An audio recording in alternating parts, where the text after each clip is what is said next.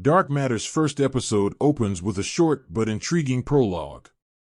Jason, our main character, emerges into a shadowy structure and surveys his surroundings.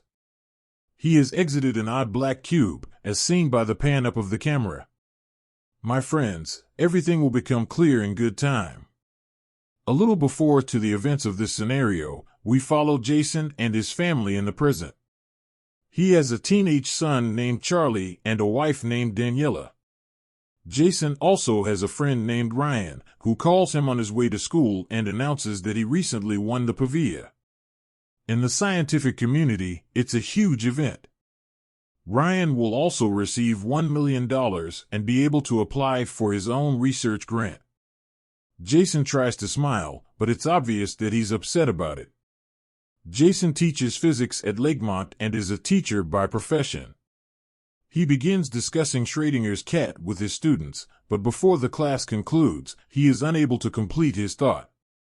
However, Jason seems to be struggling, particularly when he returns home and records significant occurrences from each day in a journal. Daniela, Jason's partner, enjoys being in shape and is an expert in the arts. After talking about supper, she eventually persuades Jason to go see Ryan. He just so happens to be in Jason's local bar in town, the Village Tap. They talk physics and sip scotch into the wee hours of the morning. Ryan also mentions a significant opportunity for Jason, which involves joining a large project with hundreds of millions of dollars. He declines because it ended in San Francisco, which is distant from Chicago. Disillusioned with life, Jason wanders home and ultimately encounters a man wearing a mask. Pointing a gun at him, he coerces him into getting into the car and driving. The individual is familiar with Ryan's passcode in addition to Jason's. Jason is made to strip after being driven to a remote location, and several things are removed from him, including his wedding band. A flashlight is passed over by the masked man, who then forces Jason to descend into the cellar of an abandoned warehouse.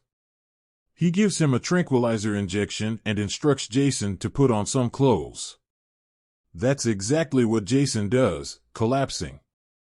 The man in the mask happens to be seated across from him when he awakens. He asks Jason whether he's pleased as he opens the lid on a box of possibilities, which lights up menacingly. Jason eventually wakes up and discovers that a number of physicians are around him. They work for a firm named Velocity, and after stripping him naked and giving him a room with a double bed and clean clothes, they leave him. A new member of the group enters through the door after Jason's world has completely turned upside down. When Amanda arrives, she gives Jason a big embrace and asks how he's doing. Although this woman is unfamiliar to our Jason, she has excellent news to share. He appears to be exempt from all biomaterials and quarantine. Jason is having a hard time understanding what's going on, but he's been sent to a man named Layton. Jason is reportedly Velocity's co-founder and chief science officer. Everything is under his control, and it appears that he has been missing for the past 14 months. Jason mentions Ryan Holder, and both Layton and Amanda's eyes narrow. Right now, it's unclear exactly why. Jason takes advantage of the situation and flees, making his way back to his room. After scaling the outer wall, he finally calls a cab to return home.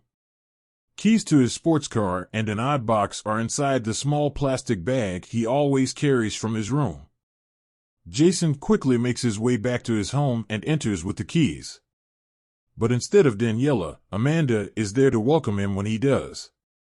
But our man with the mask?